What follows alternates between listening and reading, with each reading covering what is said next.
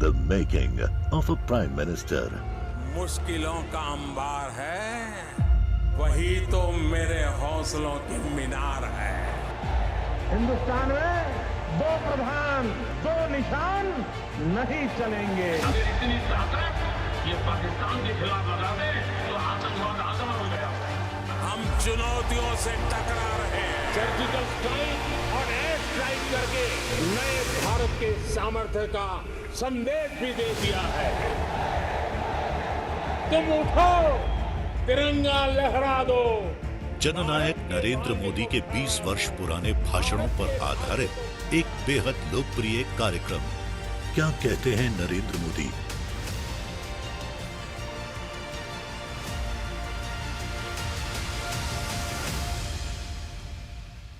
नमस्कार, मैं हूं आपके साथ पूर्णिमा मिश्रा।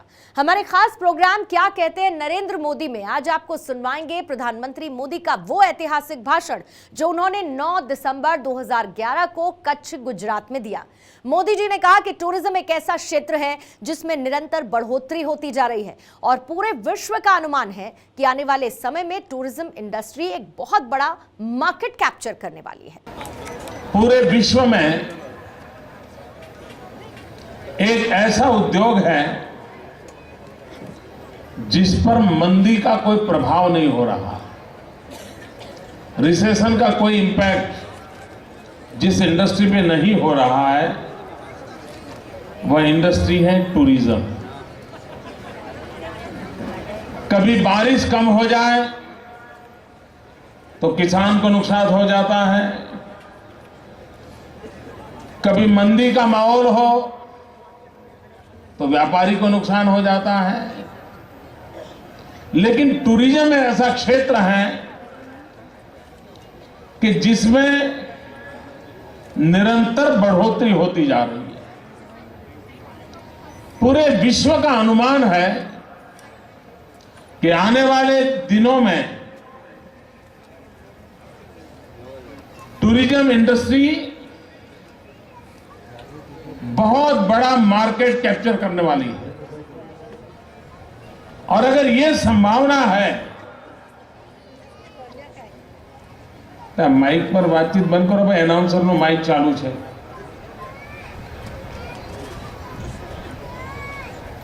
इसलिए संभावना है कि इस टूरिज्म का जो विकास हो रहा है, जो उसके लिए जितनी सज्जता करेगा वो उसका लाभ उठा पाएगा। भारत में टूरिज्म के लिए बहुत संभावनाएं पड़ी हैं, लेकिन उसके बावजूद भी हाई कॉस्ट टूरिस्ट को आकर्षित करने में हमारा देश उतना सफल नहीं हुआ है। अच्छा सा अच्छा टूरिज्म के स्टैंडर्ड है high cost and low bulk. कम संख्या में लोग आए लेकिन ज्यादा से ज्यादा रुपया खर्च करेंगे। लेकिन हमारे देश का जो टूरिज्म है जिसमें ज्यादातर विश्व के मिडिल लेवल की सोसाइटी के लोग आते हैं, बहुत बड़े बल्क में आते हैं और जितनी मात्रा में आते हैं उसके सप्रमाण ही धन खर्च पाते हैं। इस स्थिति को बदलने के लिए हमने प्रयास करना चाहिए कि ये स्थिति मेंटेन रहते हुए भी हमने हाई कॉस्ट टूरिस्ट को आकर्षित करने का प्रयास करना चाहिए। गुजरात का टूरिज्म के नक्शे पर कहीं नामो निशान नहीं था। ज्यादा से ज्यादा सोमनाथ द्वारिका रिलीजियस टूरिज्म के लिए लोग आते जाते थे। इसके ज्यादा गुजरात में टूरिज्म शक्ति है, इस पर लोगों का ध्यान नहीं था। जो लोग बर्ड वॉचर्स हैं, जितनी वैरायटीज गुजरात की धरती पर उपलब्ध है, किसी एक राज्य में इतनी विविधता भरे पंखियों का समूह हिंदुस्तान के किसी राज्य में नहीं है। बर्ड वॉचर्स सबसे अच्छे टूरिस्ट माने जाते हैं क्योंकि वो महीनों तक रुकते हैं और एक जो तय करके आते हैं कि मुझे इस बर्ड को देखना है, उसकी फोटो लेनी है, अगर महीने भर इंतजार करना पड़े तो महीने भर इंतजार करेंगे, लेकिन उस बर्ड को देख करके जाते हैं। गुजरात ने बर्ड वॉचर्स के लिए वैज्ञानिक तरीके से टूरिज्म क्षेत्र को विकसित करने का प्रयास किया है। लगातार इंटरनेशनल कॉन्फ्रेंसेस हो रही हैं। बर्ड्स के संबंध में बुक्स निकलने लगी हैं। डिजिटल मीडिया में गुजरात के बर्ड्स, उसकी तरफ लोगों का ध्यान आकर्षित किया है। उसी प्रकार से गुजरात मेहमान नवाजी के लिए जाना जाता है, और सिर्फ मनुष्य को ही प्रभावित करता है ऐसा नहीं है, पंछियों को भी गुजरात की धरती पर आने के लिए हमेशा निमंत्रित करता है। और उसके कारण लाखों की तादाद में साइबेरिया से फ्लेमिंगोस हर वर्ष इस मौसम में हमारे मेहमान बनते हैं। हम लोगों के तो सिटी बहुत कम होते हैं, लेकिन मेरे राज्य में जगह जगह पर फ्लेमिंगो सिटीज होते हैं। वे आते हैं, अपना बसेरा करते हैं, और अपनी जनसंख्या वृद्धि का भी सबसे उत्तम जगह वो ये मानते हैं। यानी इस प्रकार से मेहमान नवाजी का प्रभाव सिर्फ मनुष्य तक नहीं, पशु पंखियों तक भी इसका प्रभाव पैदा कर हो, ये माहौल गुजरात की धरती पर है। गुजरात एक ऐसा प्रदेश है जहां पर हेरिटेज टूरिज्म के लिए सबसे अधिक संभावनाएं पड़ी है। हिंदुस्तान के अंदर पर स्क्वायर किलोमीटर सर्वाधिक अगर हेरिटेज मॉन्यूमेंट्स कहीं पर है तो गुजरात में। पर स्क्वायर किलोमीटर के हिसाब से अगर देश में देखा जाए तो सर्वाधिक heritage building, heritage monuments Gujarat की धरती पर है। हम लोगों की कोशिश है कि हेरिटेज टूरिज्म की ओर लोगों को आकर्षित करें। गुजरात का हैंडीक्राफ्ट, मित्रों, एक जमाना था कि गुजरात का हैंडीक्राफ्ट, जब हमारे पूर्वज विश्व व्यापार के लिए जाते थे,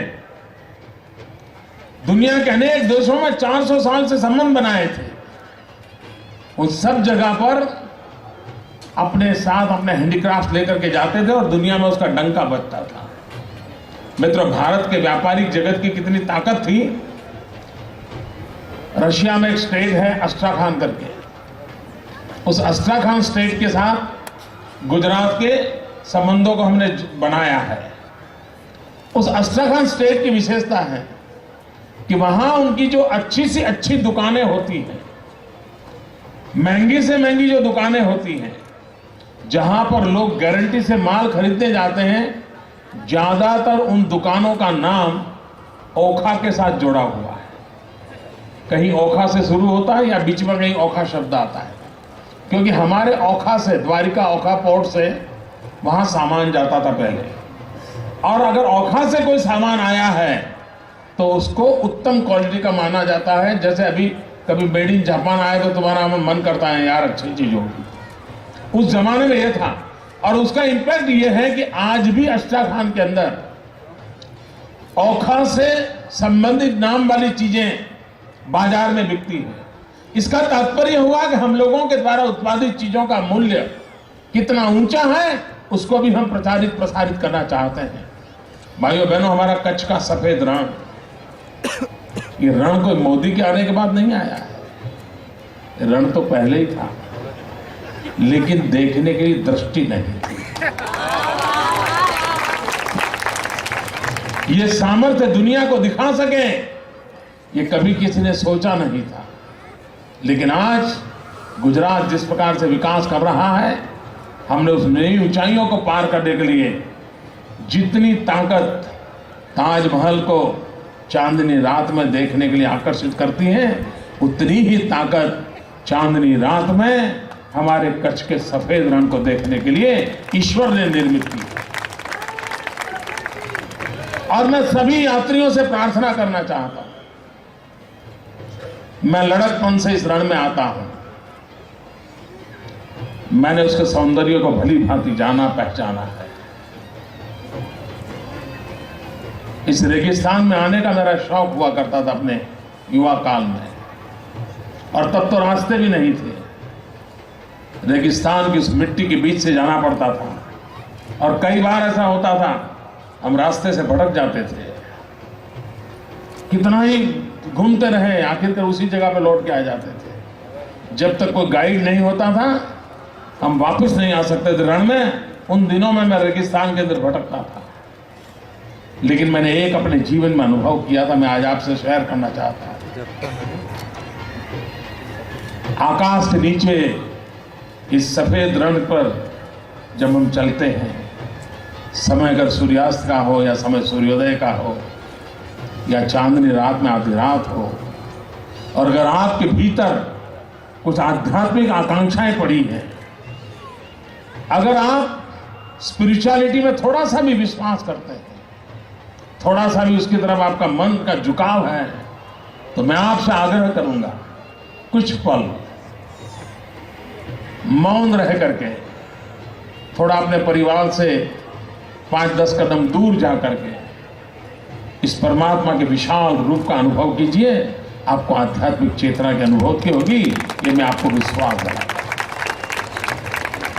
जो आध्यात्मिक चेतना की अनुभूति आप बद्रीनाथ केदारनाथ की यात्रा करते समय उन बर्फीली चट्टानों के निकट होकर के अनुभव करते हैं, वैसी ही अनुभूति आपको इस सफेद रण के अंदर हो सकती है अगर आपका थोड़ा सा भी झुकाव थोड़ा होना। आप पूरे स्पिरिचुअल कोई बड़े यौगिक अवस्था में हो तभी होगा, ऐसा नहीं है।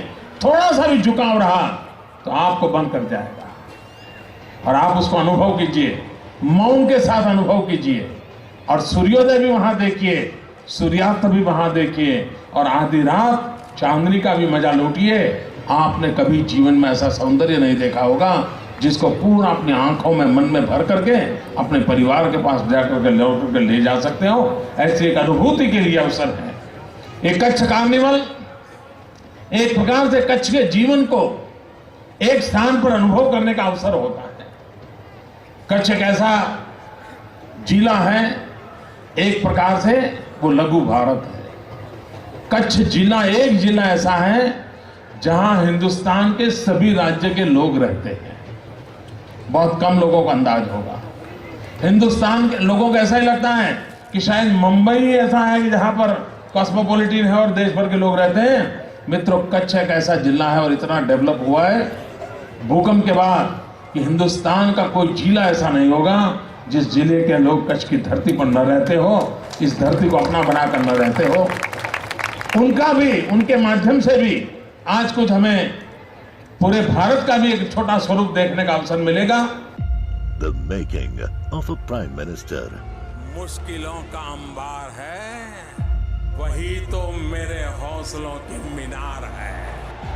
हिंदुस्तान में 2 प्रधान 2 निशान नहीं चलेंगे। अगर इतनी ताकत ये पाकिस्तान के खिलाफ लगा दे तो आतंकवाद आसमान हो गया। हम चुनौतियों से टकरा रहे हैं। सर्जिकल स्ट्राइक और एयर स्ट्राइक करके नए भारत के सामर्थ्य का संदेश भी दे दिया है। तुम उठो, तिरंगा लहरा दो। जननायक नरेंद्र मोदी के 20 वर्ष पुराने भाषणों पर आधारित एक बेहद लोकप्रिय कार्यक्रम क्या कहते हैं नरेंद्र मोदी।